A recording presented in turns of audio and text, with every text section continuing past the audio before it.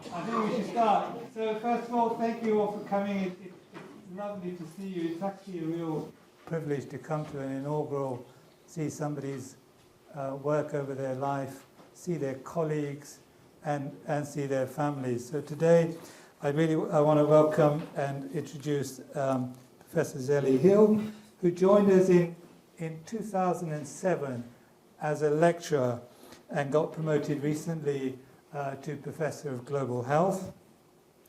She's a global health researcher specializing in maternal, child and newborn health. And her research focuses on improving performance of community health indicators, enhancing quality improvement initiatives, and advancing community-based newborn care and child development. Quite a lot of her work and her methods actually cuts across quite a lot of what we do, and so we often consult her on methods and on child health. She's contributed to several WHO guidelines, so her work is shaping policies on postnatal care, preterm infant care, and serious bacterial infections. So the work is impactful, it has a global influence. Her work emphasizes integrated, sorry, I've done this in a very small print. Her work emphasizes integrating local knowledge into health interventions, ensuring that solutions are culturally relevant and effective. And as I said, her work has had a profound impact on global health strategies, influencing policies and practices worldwide. So it's been hugely impactful, and we're very much looking forward to hearing from you.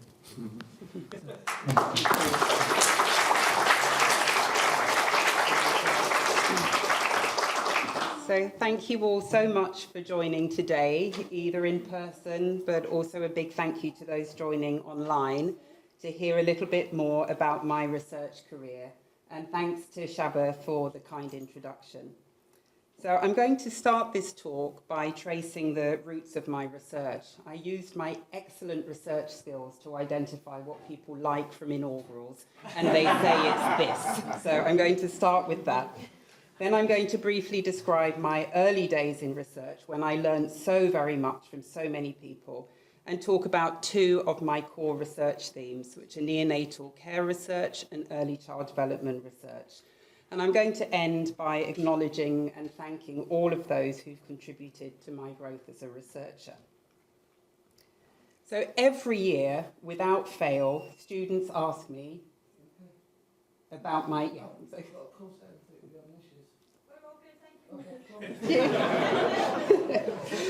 So every year, students ask me about my career pathway. And my response typically revolves around how much I took every opportunity that was given to build skills and networks, and that I always showed great enthusiasm for learning new things and for contributing.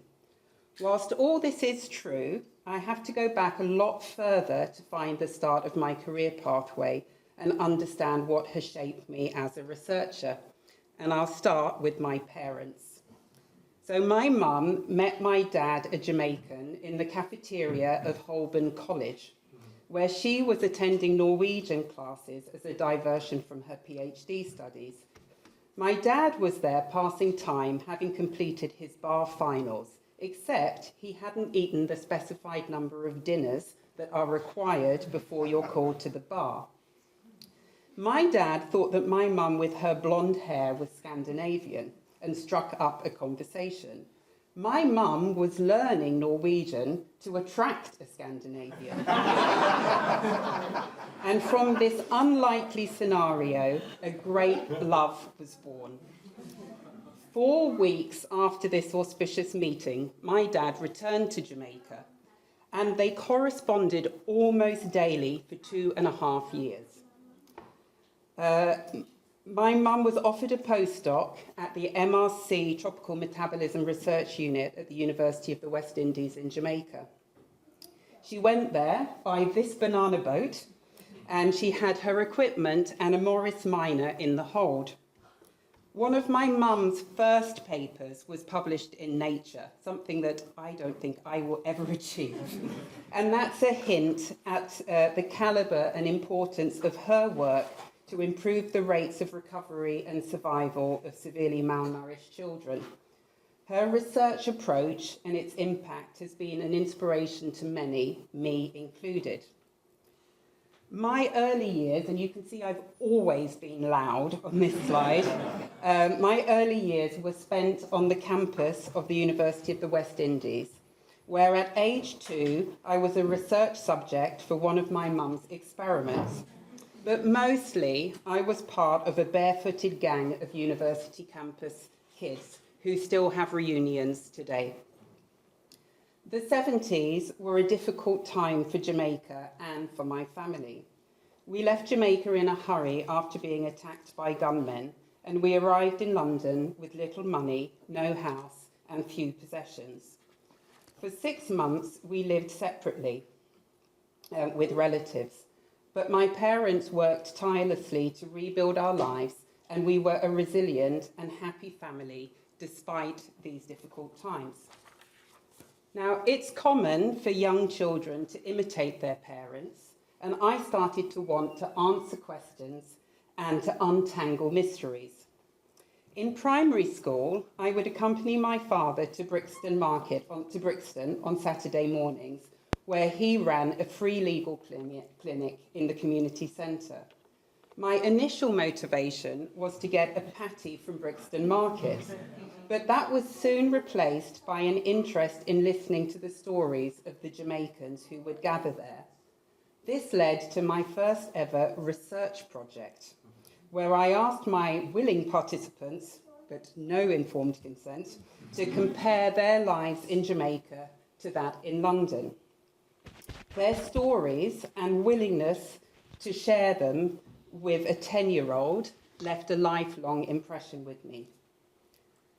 My mum encouraged my interest in primary data collection, as you can see in this photo of me at 14 on holiday in Jamaica, where I investigated the impact of tourism on locals.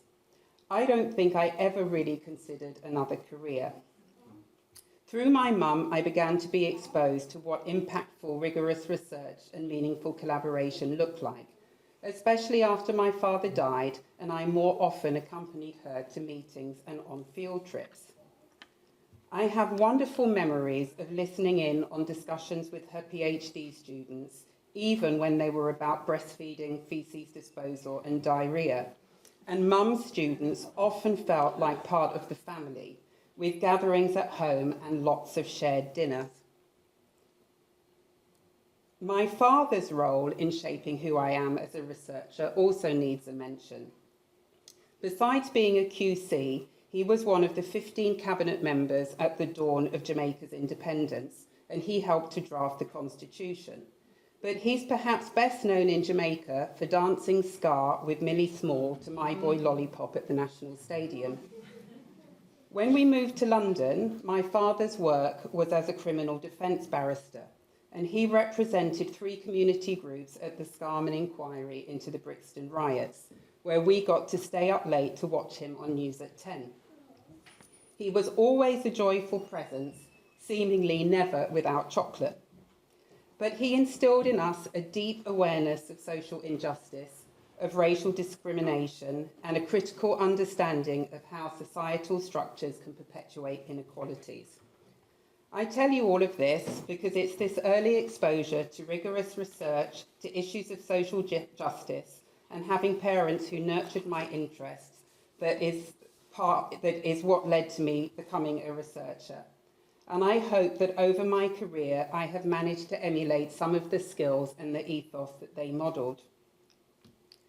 My interest in gaining direct research experience continued as an undergraduate at Oxford, where I was able to intern in Brazil on an HIV prevention trial led by Marilyn Nations from Harvard.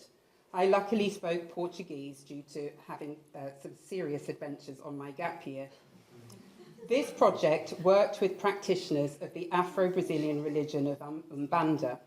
This religion was born out of slavery and African, indigenous, and Catholic deities are syncretized and communicated with through possession. Umbandistas were ideal HIV educators, as they were a trusted source of advice for sex and relationship issues, and ceremonies were places where all genders and sexualities were welcomed. Working with the local communities, Marilyn and her collaborators reframed health messages using familiar spiritual metaphors and rituals. Being part of this study was truly transformative for me. It forged a commitment to culturally responsive approaches, and it taught me the value of epistemic humility and the importance of designing and evaluating interventions grounded in how people navigate their social and cultural realities. I went straight from my undergraduate to a master's in medical demography. This was at the London School of Hygiene and Tropical Medicine. The cohort was extraordinary. We have 2 other professors from that cohort here today, and firm friendships were made. By the end of the MSc, I had been offered 2 jobs, both with world-renowned researchers. I took both. One was in demography, and the other was in child health. And it was the child health job with Betty Kirkwood and Paul Arthur to lead fieldwork in Ghana that led me away from demography forever to more of a focus on mothers and children. I did my PhD with Professor Carl Kendall at Tulane in New Orleans, which is a very special place, and he is a very special person to me. Carl was not just my supervisor, but he and Francoise made me part of their family, as my mum had done with many of her students. This was a time of hard work, but it was also a time of jazz and Mardi Gras and many, many adventures. And it's the only time in my life where the costume section of my wardrobe was by far the biggest. But the joy of those years, and they were very joyful years, was disrupted by Hurricane Katrina. With 80% of the city flooded, the devastation was immense. Witnessing homes destroyed and lives upended profoundly shaped me, deepening my commitment to community, to compassion, and to the human side of public health. Over the next 12 years, I worked on many studies, gaining experience and skills, and I was based in rural Ghana on and off at the Kintampo Health Research Centre for much of this time.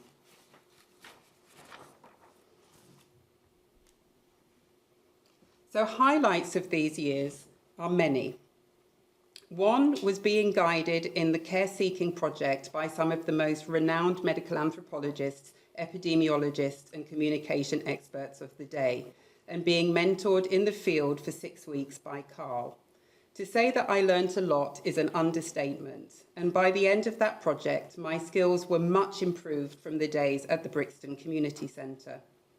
I also learnt an extraordinary amount about instrument design whilst working on the setup of the Young Lives study. I helped design the tracking system, and the study is still ongoing, and 20 years later, there have been over 900 papers written and an 81% follow-up rate. Bringing out my creative side happened working with Charlotte Tuia in Ghana to maximise adherence on an enormous vitamin A efficacy trial. We achieved 90% adherence and helped generate findings of great policy importance. I was also conducting HIV/AIDS research at this time.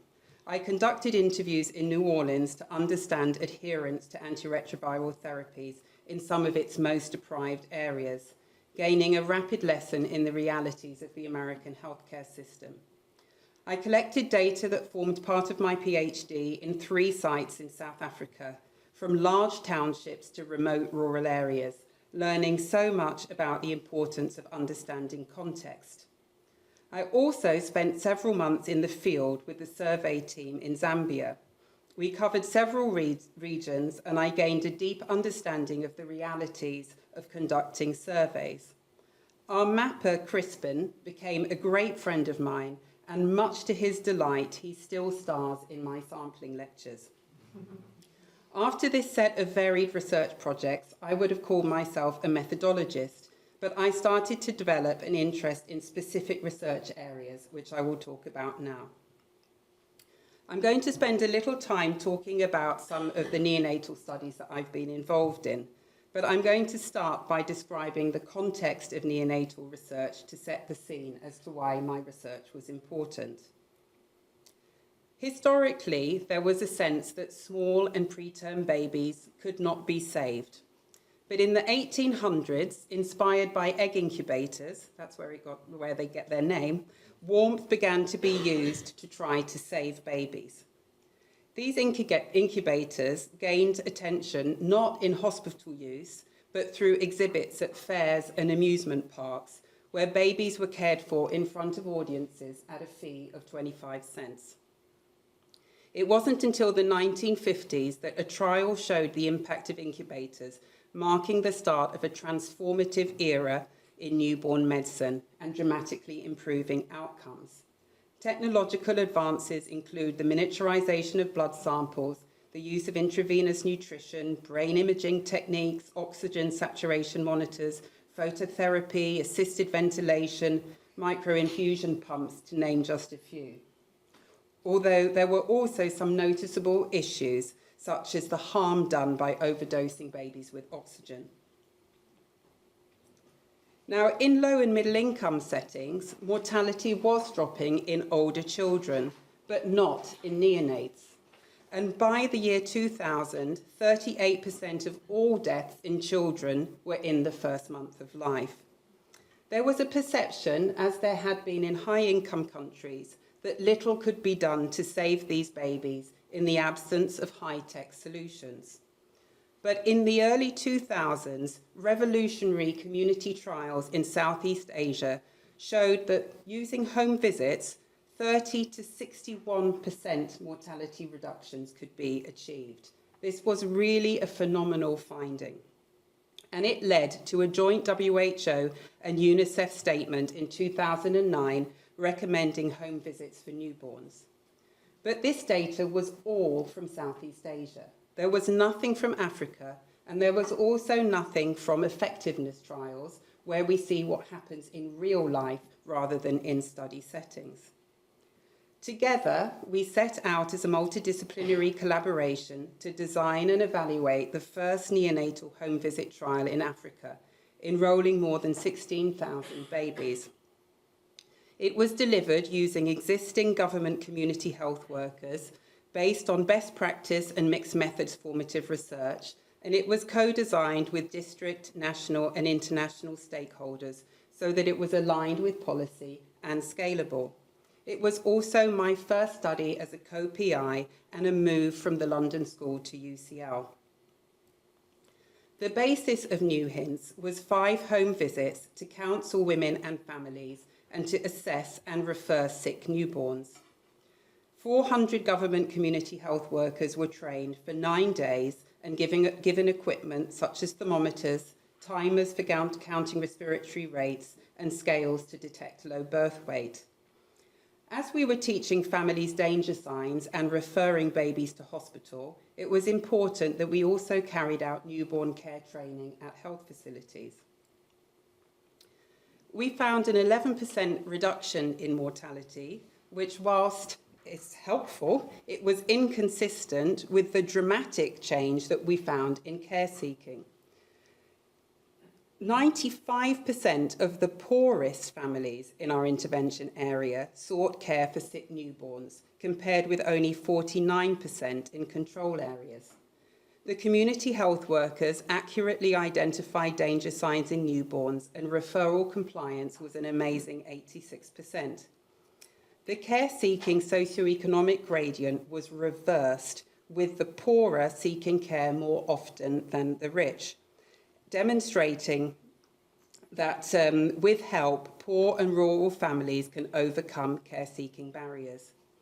But given that the mortality reduction wasn't as much as we would have anticipated, we concluded that for this care-seeking to have a more meaningful mortality impact, we need a systems-based approach to improve quality of care. As a result of my involvement with New Hints, I also became involved in other trials in Africa, leading the formative research for INSIST in Tanzania and serving as a technical advisor for UNIST in Uganda. At this time, I also led a 4-site study exploring the potential for emollient therapy to reduce neonatal sepsis in sub-Saharan Africa. And by the end of that period, I had established myself as an authority on neonatal care practices. We collaboratively authored over a dozen papers on neonatal care across 5 settings, and these have contributed much to our understanding of who cares for neonates, how, and what drives practices. As we had found in New Hints, there was a global recognition of the importance of quality of care. This was in part because facility births had dramatically increased, so more newborns had access to care, making quality really important. There was also a recognition that special neonatal care was essential as countries transitioned from higher to lower mortality rates. And my neonatal work also shifted towards understanding quality of care. There are 4 common ways that we try to improve the quality of neonatal care in low and middle income countries. These are training, mentorship and supervision, health system strengthening, data-driven decision-making, and quality improvement initiatives. And it's this last one that I started to focus on, leading a study in Ethiopia and contributing to others in India and Nigeria. I'm going to present data from our Ethiopia study, as I also think it's a really good example of the sort of project evaluation process research that I love to do. So the study was part of IDEAS, a Gates Foundation-funded measurement, learning and evaluation grant. The quality improvement collaboratives that we were studying aimed to close the no-do gap by using collaborative learning and empowering teams to create their own solutions. They are widely used in high-income settings, including in the NHS, but their impact elsewhere has been inconsistent, and there have been questions about how easily and how appropriate it is to transfer them from one context to another. Our aim was to explore transferability to the Ethiopian context.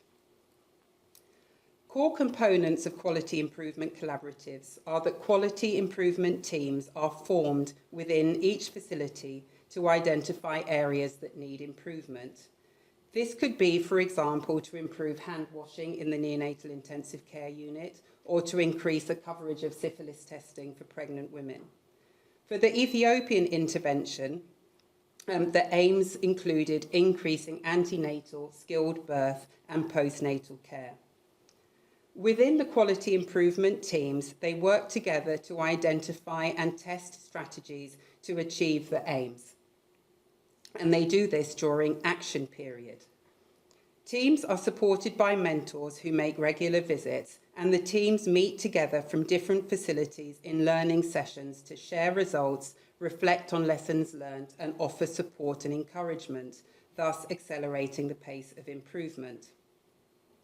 We used a case study approach to compare facilities where quality improvement was functioning well and where it was functioning less well. We analysed their routine data to understand impact and conducted qualitative interviews with those in the quality improvement teams, as well as those in the same facilities who were not in the teams.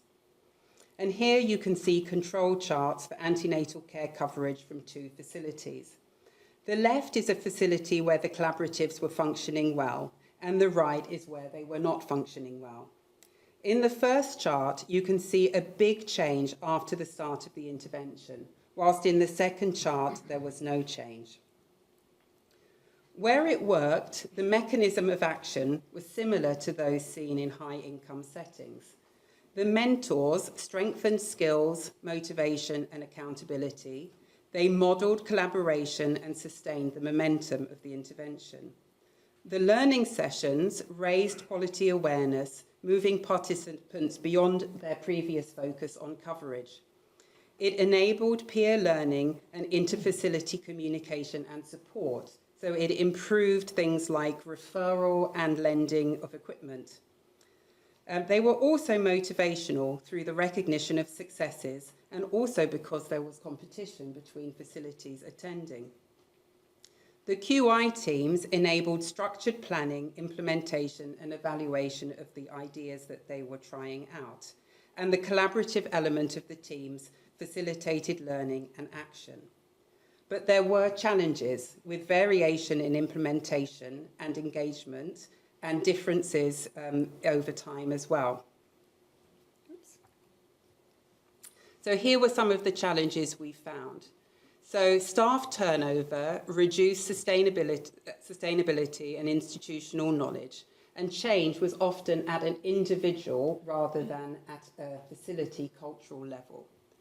The workload made quality improvement meetings hard to sustain and the ideas sometimes hard to implement.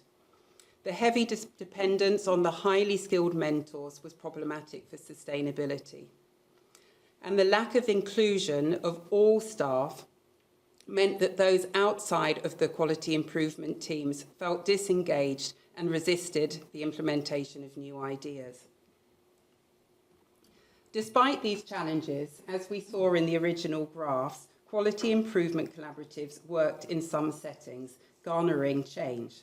But they struggled where there was weak leadership and low staff morale.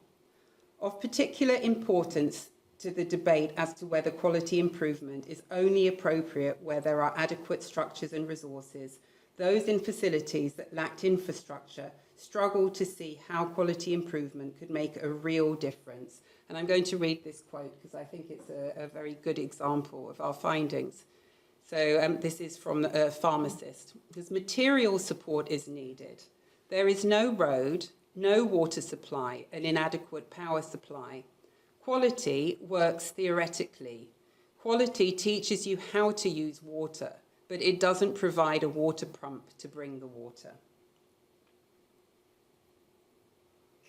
Though I had begun with a community-level non-medical focus, I developed deep insight into the clinical care of hospitalised preterm infants, which has proved very important and helpful for my work. But my knowledge of caffeine use, parental nutrition, feeding advancements, ROP screening, CPAP, necrotizing enterocolitis, and neuroimaging, and more, was gained during the long months that my son was hospitalised, having been born at just 710 grams. At this time, I also gained a deep understanding of how disempowering neonatal intensive care units are. And through hours spent with the other mums in the pumping room, what hospitalisation means to those who have no maternity leave, little savings, and limited family support. The hospital gave exceptional clinical care, but their developmental care was largely absent. As I had recently started working in child development, I knew the importance of early care, and I went about reading all there was on developmental care for preterms. I helpfully compiled a summary of my observations from the neonatal intensive care unit, along with a dossier of supporting literature, and met with the staff to hand it over. I was delighted when they set up a quality improvement collaborative to try to improve their practices. One of the wonderful things about being an academic is contributing more broadly to policy and practice. As a result of my neonatal work, I've been on several guideline development groups, and it has been through these that I began to understand that having personal experience of preterm birth does not make me a less objective researcher as I had thought. It is, in fact, a strength. And I would like to thank those at WHO who invited me to launch the guidelines of preterm and low birth weight babies as a patient advocate and a mother rather than as an academic. It was a very meaningful moment for me. I have also had the opportunity to help on the enormously important work of scaling up kangaroo mother care, which can reduce mortality by up to 40%. And my daughter Iris helped too. As I mentioned, through Isaac, I had become quite an expert on developmental care for preterm babies, and this led to a long-term interest on thinking about the thriving of babies like Isaac. In low-income settings, the focus has been on survival, but attention is increasingly shifting to the long-term impacts of prematurity and illness. Preterm infants are at greater risk of behavioural and socio-emotional problems, learning difficulties, ADHD and autism, vision and hearing issues, and chronic and respiratory disorders. And their reason for being at risk of neurodevelopmental issues is due to the fact that their developmental processes are disrupted. What should be happening in utero is happening in the outside world. They also have a risk of complications such as brain injury and infection, but also the neonatal unit is stressful. It's a highly sensory environment with frequent, sometimes painful procedures, and in some settings, a lack of parental contact. Now, the brain circuitry is particularly open to environmental influence at this time, and stress interrupts normal brain development and triggers epigenetic processes. Developmentally supportive care as an intervention promotes optimal neurological development by protecting against negative sensory experiences. It integrates parents as care partners to provide positive stimuli through their touch, smell, and sound. It's the standard of care in many high-income settings, but there is very limited evidence from low and middle-income countries. Several years after Isaac was born, I was very lucky to meet Fiona Dennison at a workshop, and we subsequently worked with collaborators in Uganda to explore the potential for improving developmental care in NICUs. And this study came directly from my experiences with Isaac. Fiona was the most wonderful collaborator, and her death was a huge loss to me and to the research world. To add to the limited knowledge base, and with very small budget, we explored knowledge and implementation of developmentally supportive care in Uganda. We interviewed all 135 staff working in 4 Ugandan neonatal care units. We found that only 36% of the staff linked stress and only 21% linked parental interaction to brain development. 67% saw reduced parental stress as the main benefit of family involvement, with the impact on the baby rarely mentioned. 71% cited infection risk as a drawback of including family in care. There were efforts in some facilities to reduce light, sound, and to protect the sleep of the newborns, but approaches such as clustered cares were rare. All of the units had sound readings over the recommended levels. The largest, with the highest volume of babies, was a public facility, and that had the lowest knowledge and practice, especially compared to the mission hospitals that charged a fee. These hospitals were less than a mile apart, and it highlights a broader inequity between facilities and between socioeconomic groups. We made some recommendations out of this study. We recommend that we build on the good practices found in some of the facilities to show what is possible in the setting, that we need to acknowledge the variation in readiness when planning and implementing interventions. We need to consider developmental care when upgrading and designing units, and we need to address concerns about parents as potential infection sources. This is often used as a reason for excluding parents in the care of their own babies, and we have very good evidence that they are not infection risks.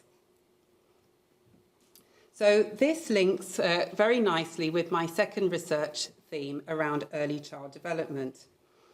As for premature infants, early experiences are critical for brain development as they shape brain architecture. Adverse conditions such as poverty, malnutrition, and neglect can disrupt the formation of neural connections. Nurturing care, responsive parenting, and early learning can buffer adversity and can promote healthy development.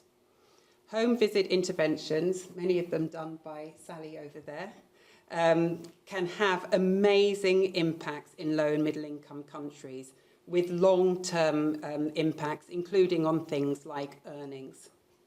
But scaling these effective interventions remains challenging.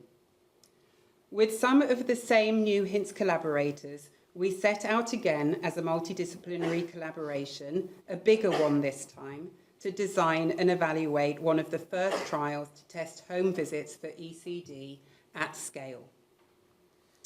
We did this study in 2 sites. In Pakistan, we used the lady health workers, who are government multifunctioning community health workers, whilst in India, we worked with an NGO who employed very specific community health workers just for early child development. They didn't have any other tasks. The intervention was based on WHO's Care for Development and Young Infant Feeding Guidelines and on extensive formative research. The community health workers made monthly home visits to counsel around feeding, interaction and play, and to coach and problem solve with families. We found no measurable impact in either site. In Pakistan, although visit coverage was extremely high, it was low quality due to competing priorities and high workloads. In India, where the community health workers were specific for early child development, the coverage was low. That was in part linked to them being new workers and not yet trusted by the community, and to flexible scheduling. The coaching content of the intervention was suboptimal in both countries. And we found that visits tended to focus on activities rather than on interaction and responsiveness. The caregivers said that they didn't really think that these behaviours were anything new, and they saw the activities as binary. They would try them once or twice, and either the baby could do it, in which case they would stop, or the baby couldn't do it, in which case they would stop. And they rarely discussed the long-term benefits of the behaviour change, and time constraints were a major barrier. Other large-scale studies working through community health workers have also faced significant implementation challenges, although there are also examples of great successes. In contexts where community health workers may not be operationalisable, we decided to explore alternative delivery methods, mass media, and we're currently conducting a large-scale randomised controlled trial on early child development through radio in Burkina Faso. For the Spring Project, we already knew that coaching during home visits was a weak point. But with radio, the challenges are different. They shift. How do you communicate nuanced, multifaceted messages without the benefits of face-to-face interaction or real-time problem solving? That is the core challenge that we are tackling. And if anyone can do it, it is our collaborators. Development Media International have done a phenomenal job designing and delivering a culturally resonant, evidence-informed radio campaign. We are unblinding the trial results on the 5th of next month, so I can't share any results or any data with you, but watch this space. So I mostly work as a team scientist, and I wanted to briefly mention the benefits of this in terms of things like allowing for methodological advances. I have always loved methodological research, working on studies to explore how we can measure postnatal care in global surveys, whether phones can be used to collect data from women on their delivery care, and others. Our long-term collaborations have given us the space and time for methodological reflection, and the relationships and the opportunities to try new things and to write about them. Examples of methodological outputs that have come from these large collaborators are work to improve the measurement of abortion deaths in verbal postmortems in the Obapavita vitamin A trial, understanding and improving consent procedures, methods for reducing attrition in longitudinal studies, improving the use of focus groups in low-income settings, assessing alternatives to verbatim interview transcripts, and understanding falsification of routine data. None of these were the main aims of our work, but they came about because of the collaboration and because of the relationships that we have, and I think that they are all very important. So I'm going to end now with a few thank yous. My daughter asked me to do that. So I have been working with the Sunrise Process team for the last 5 years. They are inspirational in their commitment to high-quality research and learning. Their willingness to go back to the data for just one last check is fantastic, and their knowledge of the context and the thoughtful way that they employ it is amazing. It has been an absolute joy to work with you, and I look forward to seeing you soon. A heartfelt thank you to UCL, which is a truly inspiring place to work, and to all my collaborators and colleagues over the years. I'm especially grateful to those who work tirelessly behind the scenes to support our research and teaching, with unwavering patience, dedication, and kindness. I also want to make special mention to those from the Ideas team who I worked with for over 10 years. It was a very special project with very special people. A sincere thanks to all my PhD students. It's been an honour to explore meaningful topics together, and your dedication, insight, and perseverance are truly awe-inspiring. And to end, I want to thank those who have been a constant source of inspiration throughout my career. Carl, who has been a friend and a mentor from the beginning, teaching me much of what I know about qualitative research and showing me the importance of creativity and courage. Joanna, I have learned so much from the calm and pragmatic way you lead teams, handle problems, and support others. All this whilst conducting research of the highest quality. It has been an absolute joy to work together. Anthony, you hired me here at UCL. I know you're at the World Health Congress, but I'll say it anyway.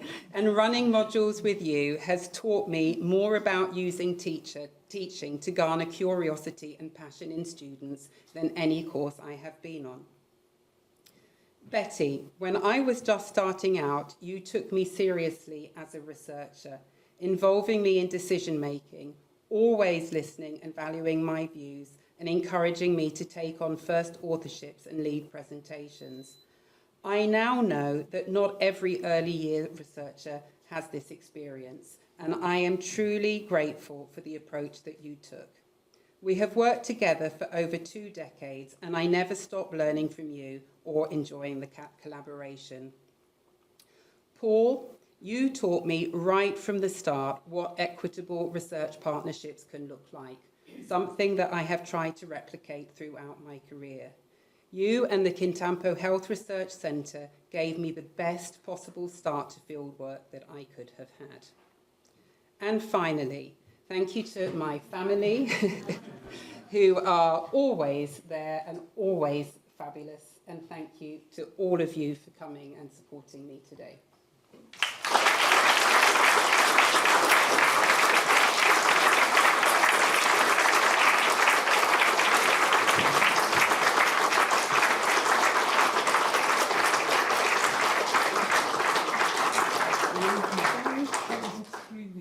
Thank you very much.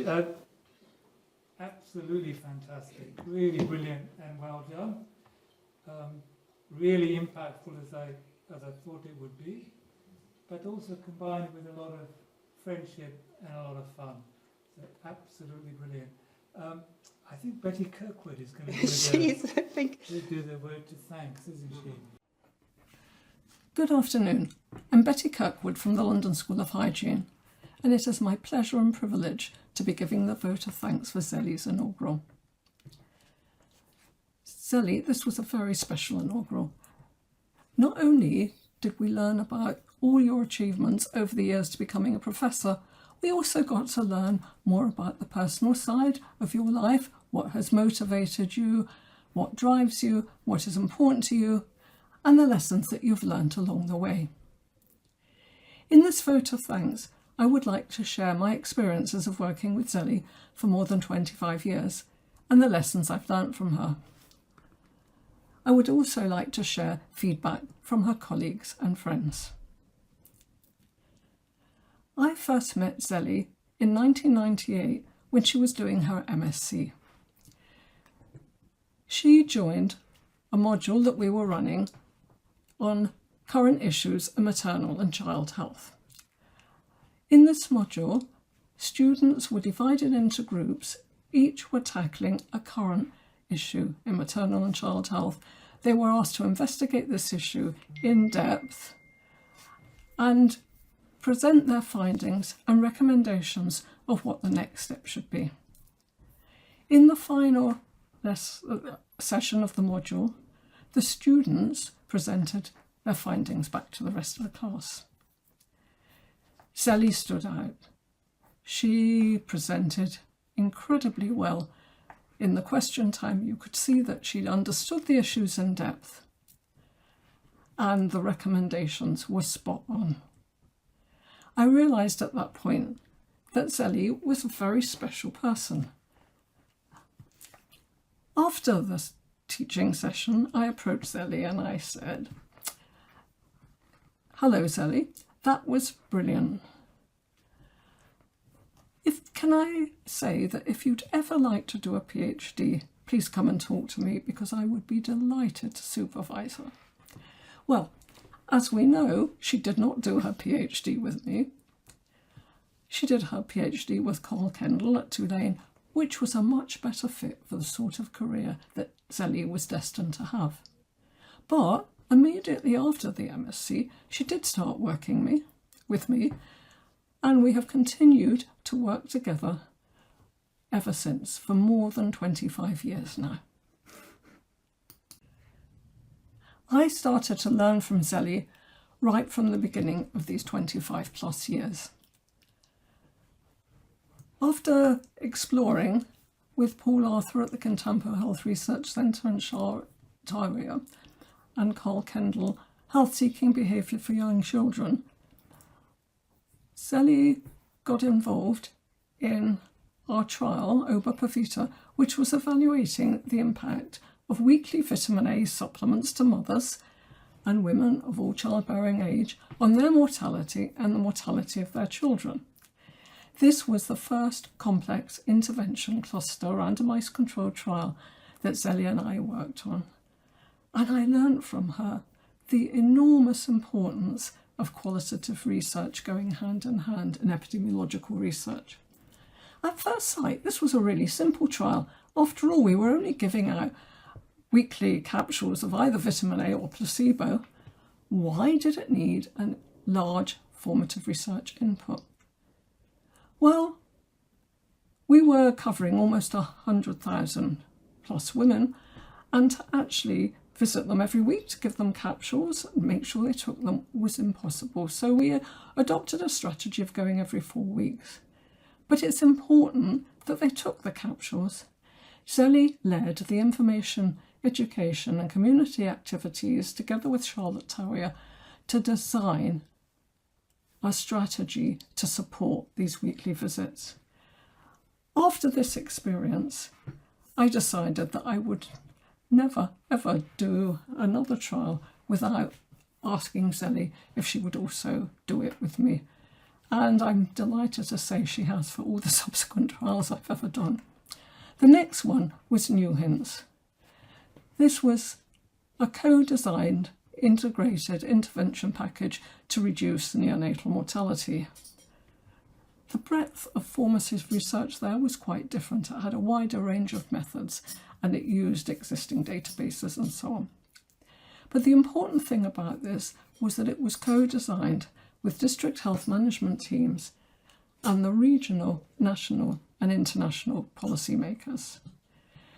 This was the sort of trial that I most enjoy doing. It's tackling a real life issue in a real life setting in a way that is integrated into existing infrastructures, which makes it possible to deliver it at scale. New Hints was followed by In Scale, Spring and Sunrise, all aiming to increase access to known effective interventions to improve the health and survival of mothers, newborns and young children. The latest Sunrise, which Zelee has mentioned in her inaugural, is aiming to improve early child development through a radio broadcast, mass media approach. It's a very exciting time for us at the moment, as we will be breaking the code for this trial in 2 weeks' time. I would now like to share some of the feedback that I've had from Zelee's many colleagues and friends. In preparation for this vote of thanks, I asked each of them to send me 3 words that they most associated with Zelee. And in this slide, you can see the word cloud based on these words. Right in the middle is thoughtful, then so very popular, rigorous, brilliant, caring, kind, culturally sensitive, supportive, a whole lot of things. This is quite a lot to take in. So what I've done is to break this into 3 separate word clouds, focusing on 3 different aspects of Zelee.